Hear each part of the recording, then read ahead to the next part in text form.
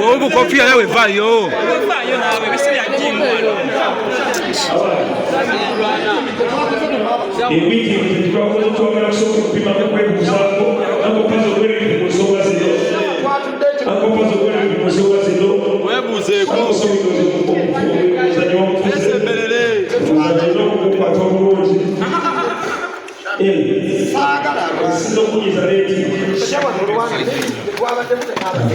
yes besemberere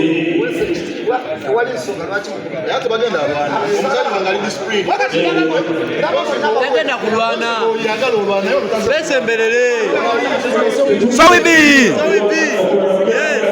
besemberere besemberere besemberere yes besemberere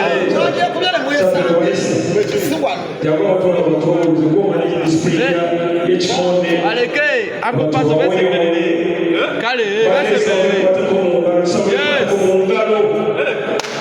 yes muliro wa mukono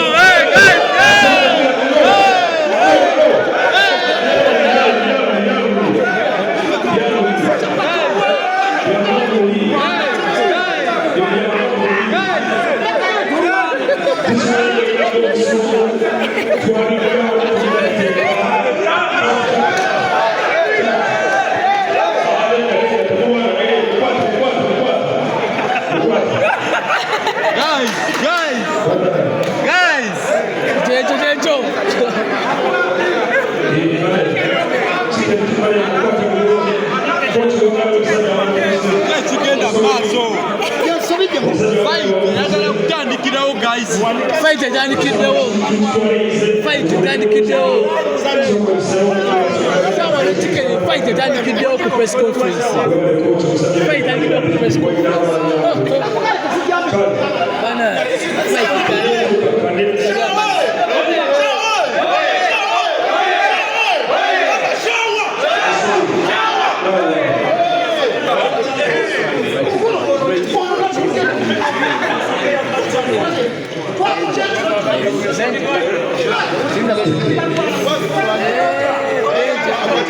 kale tukomeo mpolampola tukomeo tukakame tukusaba kukikkiriza osala obusungu shawo osala obusungu tujja kwebala amaanyi tujja kweyagako tujja kweragirako wali ring ennaku z'omwezinga mukaaga tujja kweragako goolo naye kasooke tufune enteekateeka tufune okuwaga okuva eri shawa tufune ebigambo bya shawa tujja ebigambo bya kike birabe wegulamu shawa kireto okakanyisa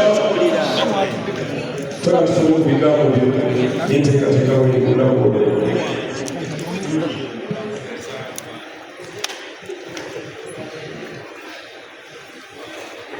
Assalamu alaikum warahmatullahi wabarakatuh.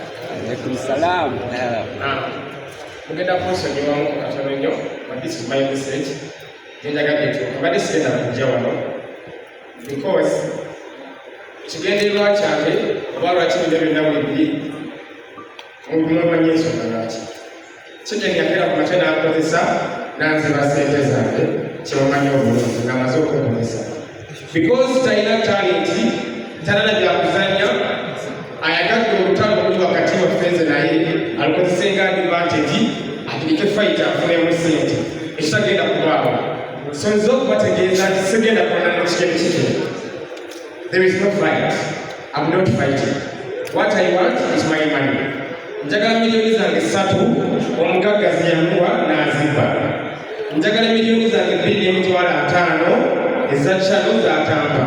Nga tampadde ssente zange simanya ani mutegesi simanya ateeseteese. I'm not fighting.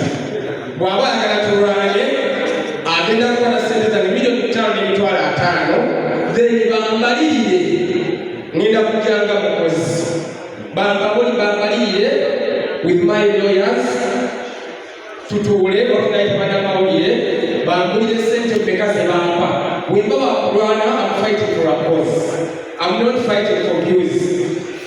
Nze singa amaanyi agategetegeka show okukola comedy You understand? So nina ebyokukola saagala omuntu ajjanziyebireko erinnya sigenda kuwamu masannyalaze oyagala ebireko ekikoto okufireko amasannyalaze togenda kunzibanga mama yakuza mama yakuza namuleka ku mulyango nga lulida lukumu emitwalo ebiri ejja transport nenkwata sente zange mu nsawo niba mama yakuza tekigenda kubaawo navayo neneerwanako ng'ogenze ku midia zizenjawulo ng'onvulunga nevayo neneerwanako nekusaba eddoboozi lyange nga kyemmanya tesente zange so teneetaaga sente zange sikulwana so wakigenda mubiraga nalwana nange because I can fight him alikusobola kuwangula nsobola okukuba n'omukazi gwolina gwasalamu omwana nemukutwalako so babawiraga kulwana nange kigeni ofisi yange eri omanyiiro jangu ne ttiimu yo tujja kudda eri bannamawulire bonna tulina sente zibaitedda kubategeka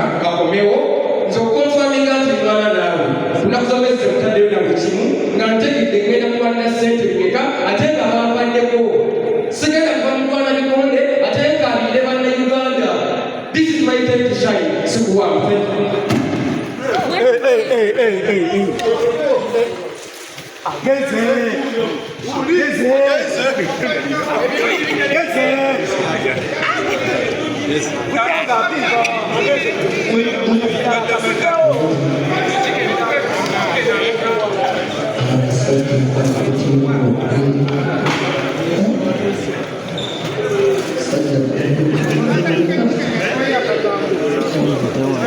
Amai mulinde ko tugenda kuna.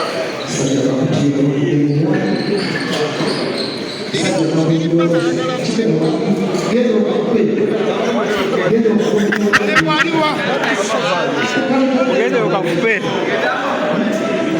Nga sasulwa lero. So